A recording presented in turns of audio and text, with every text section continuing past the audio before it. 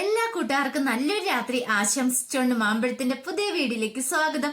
നമുക്ക് നേരെ ബാലന്റെ ഗോമതിയുടെ നാളത്തെ നല്ലൊരു പ്രമോ വിശേഷം കണ്ടാലോ. അങ്ങനെ ഇന്ന് നമ്മൾ അവസാനം കണ്ടു. ബാലിന് മനസ്സിലായി വിദ്യാഭ്യാസത്തിന് ഗുണം എന്താന്ന്. കാരണം മീനാക്ഷിയെ തേടിയിട്ട് അവിടുത്തെയുള്ള ഏറ്റവും വലിയൊരു സിറ്റി ബിൽഡേഴ്സിന്റെ ഓണർ അങ്ങോട്ട് വരുവാണ്. അപ്പൊ അവര് വന്നിട്ട് ബാലിനോട് മീനാക്ഷിയോട് സഹായമാണ് അഭ്യർത്ഥിക്കുന്നത്. അങ്ങനെ അവര് വന്ന് പോയി കഴിഞ്ഞപ്പോ ബാലൻ ഭയങ്കര സന്തോഷത്തിലായിരുന്നു. പക്ഷേങ്കില് ബാലിന്റെ കയ്യിലേക്ക് അവരൊരു പേപ്പർ കൊടുത്തിട്ടുണ്ടായിരുന്നു. മീനാക്ഷിക്ക് കൊടുക്കണം, ഈ പേപ്പേഴ്സ് ഒക്കെ പെട്ടെന്ന് നീക്കാനായിട്ട് ഒന്ന് അഭ്യർത്ഥിക്കണം എന്നൊക്കെ പറഞ്ഞിട്ട്. പക്ഷെ ബാലിന് അത് കൊടുത്തില്ല. ബാലിന് അതുകൊണ്ട് അകത്തേക്ക് അങ്ങോട്ട് കയറിപ്പോയി. ഈ സമയം ധർമ്മൻ എന്ത് ചെയ്യണം, നേരെ അകത്തേക്ക് ഓടി ചെന്നിട്ട് മീനാക്ഷിയോട് പറഞ്ഞു, കൊള്ളാം, സൂപ്പർ ആയിട്ടുണ്ടെന്ന് പറയണ. എന്താ അങ്കിളെ, എന്താ കാര്യം ചോദിക്കണം. അതെ, മീനാക്ഷി അന്വേഷിച്ചപ്പോ ഒരാൾ വന്നിട്ടുണ്ടായിരുന്നു. ഈ സിറ്റിയിലെ ഏറ്റവും വലിയ മുതലാളിയാ, പേര് കേട്ട ഒരു ബിൽഡറോ എന്ന് പറയണേ.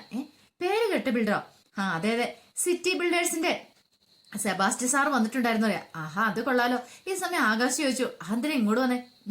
അതെ, അളിയനെ അന്വേഷിച്ചു വന്ന അളിയനോട് ഒരു റെക്കമെൻഡേഷൻ ചെയ്യണോന്ന്. അതും മരുമോളോട്.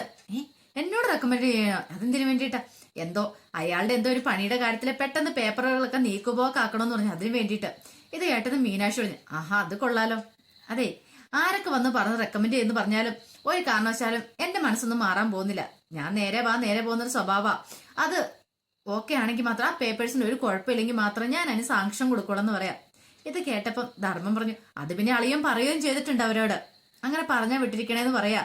കാരണം മരുമോളുടെ സ്വഭാവം കുറഞ്ഞ ദിവസങ്ങൾക്കുള്ളിൽ അളിയൻ മനസ്സിലാക്കിയിട്ടുണ്ടെന്ന് പറയാം. ആകാശ് പറഞ്ഞു, കൊള്ളാം, നീ എന്താണെങ്കിലും അച്ഛന്റെ മനസ്സ് കയറി കൂട്ടുണ്ടല്ലോ എന്ന് പറയാം. അത് മാത്രമല്ല, ഇതേ എന്റെ അളിയനെ വന്നിട്ട് അയാളെ സംബോധന ചെയ്ത് എന്താണെന്നറിയാവോ? സാറൊന്നും വിളിച്ചോണ്ട, എന്റെ അളിയൻ അങ്ങ് നിരത്തെങ്കും അല്ല നിക്കണേന്ന് പറയാ. ഇത് കേട്ടത് മീനാക്ഷി ഒന്ന് ചിരിക്കുവാണ്. മീനാക്ഷിക്ക് മനസ്സിലായി അച്ഛൻ എത്രമാത്രം സന്തോഷമായിട്ടുണ്ട്. കാരണം പുറത്തുനിന്ന് ഒരാൾ വന്ന അച്ഛനെ സാറേ എന്നൊക്കെ വിളിച്ച് സംസാരിച്ച് കഴിയുമ്പോൾ ആ മനസ്സ് നല്ലവണ്ണം സന്തോഷിച്ചിട്ടുണ്ടായിരിക്കുമെന്ന് മീനാക്ഷിക്ക് മനസ്സിലായി. പിന്നീട് മീനാക്ഷി രാവിലെ ജോലിക്ക് പോയിട്ട് അങ്ങോട്ട് ഇറങ്ങി ബാലിന്റെ അടുത്ത് നിന്നിട്ട്, അച്ഛാ ഞാൻ പോയിട്ട് വരട്ടെ എന്നൊക്കെ പറയണം. സാധാരണഗതിയിൽ മുഖം തിരിക്കുന്ന ബാലിനാ. പക്ഷേങ്കിൽ അന്ന് എതിർത്തൊന്നും പറഞ്ഞില്ല, പോയിട്ട് വരാനാ പറഞ്ഞത്. കാരണം അച്ഛന്റെ മാറ്റം മീനാക്ഷി തിരിച്ചറിയായിരുന്നു. മീനാക്ഷി മാത്രമല്ല, ആ കുടുംബത്തിലെല്ലാവരും ബാലിനൊരു പുതിയ ബാലിനായിരുന്നു. കാരണം ഇത്രയും നാളത്തെ പോലെയല്ല, ഇപ്പൊ കുറെ മാറ്റങ്ങളൊക്കെ സംഭവിച്ചിട്ടുണ്ട്. വീട്ടിൽ കിടന്ന് ഒച്ചപ്പാട് വെക്കാം, ചിരിക്കാം, കളിക്കാം, എന്ത് വേണം പറയാം. അച്ഛൻ ഒന്നിനും ഒരു തടസ്സം വരുന്നില്ല. അതായിരുന്നു ദേവമംഗലത്തുള്ളവരുടെ ഏറ്റവും വലിയ സന്തോഷം എന്ന് പറഞ്ഞാൽ. അങ്ങനെ മീനാക്ഷി പോവാണ്. ഈ സമയത്ത് ബാലൻ ചെന്നിട്ട് ആനന്ദിനോട് പറഞ്ഞു, അതേ അധികം വൈകാതെ തന്നെ അവര് വിളിക്കും, പെണ്ണ് കാണാനായിട്ട് പോണെന്ന് പറയാം. ഈ സമയം ഗോമതി പറഞ്ഞു, അല്ല എന്നത്തേക്കായിരിക്കും ബാലേട്ടാ? അത് അവരോട് എന്ന് പെണ്ണ് വീടൊക്കെ കണ്ട് എല്ലാം ചോദിച്ചറിഞ്ഞിട്ട് നമുക്ക് വരാം. എത്രയും പെട്ടെന്ന് തന്നെ വേണം ആനന്ദന്റെ വിവാഹം. അറിയാലോ, ആ മിത്രയുടെ അലോകിന്റെയും വിവാഹം നടത്തുന്നതിന് മുമ്പ് തന്നെ ഉടനെ നടത്തണമെന്ന് പറയാം.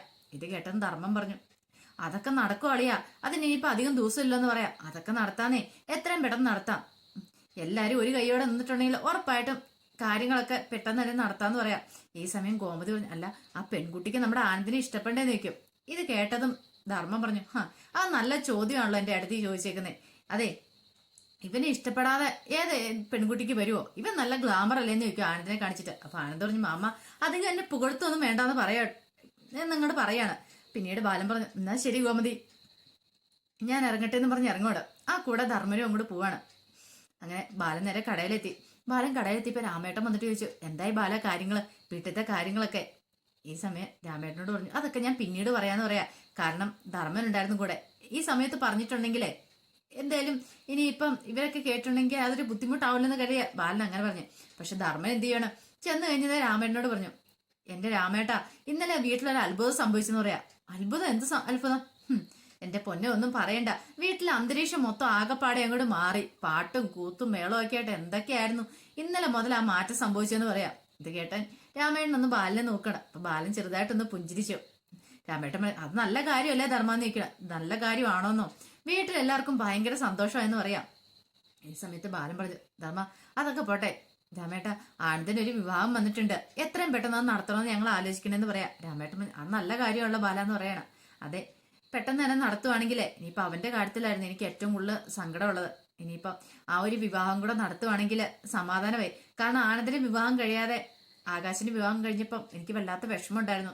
അവൻ എന്തുമാത്രം സങ്കടം ഉണ്ടായി കാണുന്നൊരു മനസ്സിൽ ടെൻഷൻ ഉണ്ടായിരുന്നു. ഇത് കേട്ടപ്പോൾ ധർമ്മം പറഞ്ഞു, ആനന്ദിനോ? അവൻ അങ്ങനെ സങ്കടമൊന്നും ഇല്ല എന്റെ അളിയ. ആകാശിന്റെ വിവാഹം കഴിഞ്ഞാൽ നല്ല കാര്യമാണല്ലോ എന്ന് ഓർത്തോണ്ട് അവന് ഇരിക്കണേന്ന് പറയാ. ഈ സമയത്ത് ബാലൻ പറഞ്ഞു, അതൊന്നും നിനക്ക് പറഞ്ഞാൽ മനസ്സിലാവില്ല. ചേട്ടൻ ഇരിക്കുമ്പോ അനിയൻ കെട്ടിയിട്ടുണ്ടെങ്കിലേ നാളെ ഒരു വിവാഹബന്ധം വന്നു കഴിയുമ്പോഴത്തേനും അവര് ചോദിക്കും ആ നൂറ് ചോദ്യങ്ങളൊക്കെ ഉണ്ടാവും, എന്തുകൊണ്ടാ ചേട്ടന്റെ വിവാഹം കഴിയാത്തെന്നൊക്കെ. അതൊക്കെ നിനക്ക് പറഞ്ഞാൽ മനസ്സിലാവില്ലെന്ന് പറയാം. ഈ സമയം ആകാശ് ഭയങ്കര സന്തോഷത്തിലായിരുന്നു. കാരണം ആനന്ദേട്ടന്റെ വിവാഹം നടക്കുവാണെങ്കിൽ തനിക്ക് മീനാക്ഷിക്ക് ഒന്നാകാം, തനിക്കൊരു കുടുംബജീവൻ നയിക്കാം. ഇത്രയും കാലമായിട്ട് കല്യാണം കഴിഞ്ഞിട്ട് ആദ്യരാത്രി പോലും ആഘോഷിച്ചിട്ടില്ല. കാരണം അച്ഛന്റെ വാക്കുകളായിരുന്നു, ഒരു കുടുംബജീവിതം ഉണ്ടാണെങ്കിൽ ആനന്ദേട്ടന്റെ വിവാഹത്തിന് ശേഷം മാത്രം മതി എന്ന് അച്ഛൻ പറഞ്ഞിട്ടുണ്ട്. അപ്പൊ എത്രയും പെട്ടെന്ന് വിവാഹം നടക്കണം നല്ല കാര്യമല്ലോ. അങ്ങനെ ആനന്ദിന്റെ വിവാഹം നടക്കുന്ന കാര്യം പറഞ്ഞപ്പോ ആകാശ് ഭയങ്കര സന്തോഷത്തോടുകൂടി മീനാക്ഷിയെ ഫോൺ വിളിക്കുകയാണ്. ഫോൺ വിളിച്ചിട്ട് മീനാക്ഷി അടിച്ചു, മീനു തിരക്കിലാണ് നിക്ക്. എന്താ? ഞാൻ ചുമ്മാ വിളിച്ചാ. എന്താ ആകാശേട്ടാ, എന്തായാലും എന്നോട് പറയാനുണ്ടോ? ഒന്നുമില്ലാന്ന് പറയാ. മീനാക്ഷിക്ക് തോന്നി ആകാശേട്ടൻ ഭയങ്കര സന്തോഷത്തിലാണല്ലോ. പക്ഷേങ്കില് ഈ കല്യാണത്തിന്റെ കാര്യം ഓർത്തിട്ടായിരുന്നു ആകാശിന്റെ മനസ്സിലൊരു സന്തോഷം ഉണ്ടായിരുന്നത്. പക്ഷെ മീനാക്ഷിക്ക് അത് അറിയത്തില്ലോ, ബാലൻ ഇങ്ങനെ ഒരു കാര്യം പറഞ്ഞിട്ടുണ്ട്, അങ്ങനത്തെ കാര്യങ്ങളൊന്നും അറിയത്തില്ലോ. പിന്നീട് കാണിക്കുന്ന ബാലന്റെ ഫോണിലേക്ക് കോള് വരുവാണ്. അതും ബ്രോക്കർ അല്ല വിളിക്കണേ. അല്ല വിളിച്ച ബാലൻ ചോദിച്ചു, എന്താ വിളിച്ചെന്ന് ചോദിക്കാണ്. അത് വീട്ടിലേക്ക് ചെല്ലുന്ന കാര്യം പറയാൻ വേണ്ടിയിട്ടാണോ എന്ന് ചോദിക്കാം. അല്ല അതല്ല ബാലേട്ട, ഒരു പ്രശ്നം ഉണ്ടെന്ന് പറയും. പ്രശ്നം? എന്ത് പ്രശ്നം? അതെ, ആ വിവാഹാലോചന മുടങ്ങിയെന്ന് പറയാണ് ആനന്ദിന്റെ. വിവാഹാലോചന മുടങ്ങിയോ? അതെന്ത് പറ്റി? അത് ഗോമതി ചേച്ചിയില്ലേ, ഗോമതി ചേച്ചിയുടെ അനിയൻ അച്യുതനില്ലേ, അയാളെ മുടക്കിയെന്ന് പറയാണ്. നീ എന്തൊക്കെയാ പറയണെന്ന് ചോദിക്കാം. അതെ, അയാൾ ഈ വിവാഹം മുടക്കിയെന്ന് പറയണം. ഇത് കേട്ടൻ ബാലിന് അങ്ങോട്ട് സങ്കടമാണോ ദേഷ്യമാണോ എന്താന്ന് അറിയാൻ പറ്റത്തില്ല. അതെ, അവർക്ക് ഈ വിവാഹബന്ധത്തിൽ താല്പര്യമില്ലെന്ന് പറഞ്ഞു. പിന്നീട് ഞാൻ ഇതിനെക്കുറിച്ച് കൂടുതൽ അന്വേഷിച്ചപ്പോഴാ ഇതിന്റെ അകത്ത് ഇടങ്കോലിട്ട ആള് ആ അച്യുതപുറമെയാന്ന് ഞാൻ അറിഞ്ഞെന്ന് പറയാം. എനിക്ക് എന്ത് ചെയ്യാൻ പറ്റും ബാലേട്ട? ഒരു കാര്യം ചെയ്യാം, ഞാൻ വേറെ വിവാഹം ആലോചിച്ച് നോക്കാം. ഞാൻ നോക്കട്ടെ, വേറെ പെൺകുട്ടികളുണ്ടോ നോക്കട്ടെ, നമുക്ക് എത്രയും പെട്ടെന്ന് വിവാഹം നടത്താന്ന് പറഞ്ഞിട്ട് അല്ല അങ്ങോട്ട് ഫോൺ വെക്കുവാണ്. ഇത് കേട്ടതും ബാലിന് ഭയങ്കര സങ്കടമായിപ്പോയി. ഒരിക്കലും പ്രതീക്ഷിച്ച കാര്യമല്ലായിരുന്നു. പിന്നീട് ധർമ്മം വന്നിട്ട് ചോദിച്ചു, എന്താ അളിയാ, എന്ത് പറ്റിയെന്ന് ചോദിക്കുകയാണ്. പക്ഷെ ബാലിന് ആദ്യം എടുത്ത് പറയണോ വേണ്ടയോ, പറയാതിരുന്നിട്ട് കാര്യമില്ലോ. പിന്നീട് ബാലിന് ഇതിനെക്കുറിച്ച് പറയാണ്. ഇത് കേട്ടതും ധർമ്മം പറഞ്ഞു, എനിക്കും മനസ്സിലായി, എന്റെ ചേട്ടന്മാരല്ലേ ഇതല്ല ഇതിലപ്പുറം വൃത്തിയായിട്ട് പരിപാടി ചെയ്യും. കാരണം അവിടെ മിത്രയുടെ ആലോകിന്റെ വിവാഹത്തിന് മുമ്പ് നമ്മുടെ വീട്ടിലൊരു വിവാഹ പന്തൽ ഉയരല്ല, അതുകൊണ്ടാണ് അങ്ങനെയൊക്കെ ചെയ്തിരിക്കുന്നത്. ഇതങ്ങനെ വെറുതെ വിട്ടുകൂടാ, ഇപ്പൊ തന്നെ പോയി ചോദിക്കണം അളിയാന്ന് പറയാം. ഇത് കേട്ടൻ ബാലൻ പറഞ്ഞു, വേണ്ട, എന്തിനാ വെറുതെ ഒരു വഴക്കിനും പ്രശ്നത്തിനും പോകണ്ട, വേണ്ടാന്ന് പറയണം. ഇത് കേട്ടൻ ധർമ്മൻ അത്ഭുതത്തോടെ നോക്കുക. കാരണം ഇങ്ങനെ ഒരു പ്രശ്നം വന്നിട്ടുണ്ടെങ്കിൽ ബാലൻ സാധാരണഗതിയിൽ അവിടെ പോയി കിടന്ന് ഉറഞ്ഞു തുള്ളുന്ന. പക്ഷെ ഇപ്പൊ എന്ത് പറ്റി, ഇത് വേണ്ടാന്ന് പറയണേ. ബാലൻ പറഞ്ഞു, നമുക്കത് ആലോചിച്ചിട്ടൊരു തീരുമാനം എടുക്കാന്ന് പറയാം. അങ്ങനെ പിന്നെ വൈകുന്നേരമായി. ബാലൻ ഭയങ്കര സങ്കടത്തോടു കൂടിയാ വീട്ടിലേക്ക് വരുന്നേ. വന്നതിന് ശേഷം ഗോമതിയോട് ഈ കാര്യങ്ങളൊക്കെ പറയാം. എല്ലാം കേട്ട് കഴിഞ്ഞപ്പോ ഗോമതിക്ക് വല്ലാത്ത വിഷമം. തന്റെ ചേട്ടന്മാര് കാണണമാണല്ലോ ആനന്ദിന്റെ വിവാഹം മുടങ്ങിയോന്ന് ഓർത്തപ്പോ പെട്ടെന്ന് ആനന്ദ് പറഞ്ഞു, അച്ഛൻ എന്തിനാ സങ്കടപ്പെടുന്നേ? അച്ഛൻ സങ്കടപ്പെടേണ്ട ആവശ്യമൊന്നുമില്ല, കുഴപ്പമില്ല, എനിക്ക് വിധിച്ചിട്ടില്ലെന്ന് ഞാൻ കരുതിക്കോളാന്ന് പറയും. ഇതല്ലെങ്കിൽ വേറെ ഏതെങ്കിലും പെൺകുട്ടി വരുവച്ചാ, അല്ലെങ്കിൽ എന്തിനാ ഇത്ര ധൃതിപ്പെട്ട് വിവാഹം നടത്തുന്നേ? അതിന്റെ ആവശ്യമൊന്നുമില്ലെന്ന് പറയാം. ഇത് കേട്ടത് ആകാശ് പറഞ്ഞു, അതൊന്നും പറഞ്ഞിട്ട് കാര്യമില്ല അച്ഛാ. ആനന്ദേട്ടൻ ഇങ്ങനെയൊക്കെ പറയും, എത്രയും പെട്ടെന്ന് നമുക്ക് ആനന്ദേട്ടൻ വിവാഹം നടത്തണമെന്ന് പറയാം. ഈ സമയമാണ് മീനാക്ഷി അങ്ങോട്ട് വന്നത്. മീനാക്ഷി വന്നിട്ട് ചോദിച്ചു, എന്താ അച്ഛാ, എന്താ കാര്യം, എന്താ പ്രശ്നം എന്നൊക്കെ ചോദിക്കുകയാണ്. പിന്നീട് ആകാശ് കാര്യങ്ങളെല്ലാം പറയാണ്. ഇത് കേട്ട മീനാക്ഷി പറഞ്ഞു, ഇതങ്ങനെ വെറുതെ വിട്ടിട്ട് കാര്യമില്ല അച്ഛാ. ഒരു കാര്യം ചെയ്യാം, ആ ബ്രോക്കർ അല്ലോണ്ട് വിളിച്ചിട്ട് നമ്പർ ചോദിക്കുക. അയാളുടെ നമ്പർ ചോദിച്ചിട്ട് അയാളെ നേരിട്ട് വിളിച്ചു ചോദിക്കുക, എന്താ സംഭവം എന്നറിയാലോ. ഇനിയിപ്പോ ഒരു അച്യുതവർമ്മയോ ആനന്ദവർമ്മയോ നിരൂപിച്ചിട്ടുണ്ടെങ്കിൽ അങ്ങനെ മുടക്കാൻ പറ്റുന്നതാണ് ഒരു വിവാഹം എന്ന് പറഞ്ഞിട്ടുണ്ടെങ്കിൽ. നോക്കട്ടെ, അച്ഛൻ്റെ കാര്യം ചെയ്ത് വിളിച്ചു നോക്കാൻ പറയാം. ഇത് കേട്ടതും ഗോമതി ചോദിച്ചു, അത് വേണോ മോളേന്ന് ചോദിക്കാം. അത് വേണം. ഇപ്പൊ എന്ത് കാരണത്താലെ വിവാഹം മുടങ്ങിയെന്ന് നമുക്കറിയണല്ലോ. ആനന്ദാണ് എന്തെങ്കിലും ഒരു കുഴപ്പമുണ്ടെങ്കിൽ അവര് നേരിട്ട് പറയട്ടെ, അത് നമ്മളോട് പറയട്ടെ എന്ന് പറയണം. ഇല്ലെങ്കിൽ ഇന്നല്ലെങ്കിൽ നാളെ വേറെ വിവാഹാലോചന വരും. അപ്പോഴിങ്ങനെയൊക്കെ വന്നിട്ടുണ്ടെങ്കിൽ നമ്മൾ എന്ത് ചെയ്യും? ആനന്ദാണ്ട് എല്ലാ തവണ ഇങ്ങനെ നിർത്താൻ പറ്റുമോ എന്ന് ചോദിക്കാം. ആനന്ദാണ്ട് വിവാഹം നിർത്തണ്ടേന്ന് ചോദിക്കാം. ഇത് കേട്ടപ്പോ ബാലിനും തോന്നി, ശരിയാണല്ലോ മീനാക്ഷി പറയുന്ന കാര്യങ്ങള്. ബാലൻ എന്ത് ചെയ്യാണ്? അല്ലേ വിളിച്ച് നമ്പർ മേടിക്കുകയാണ്.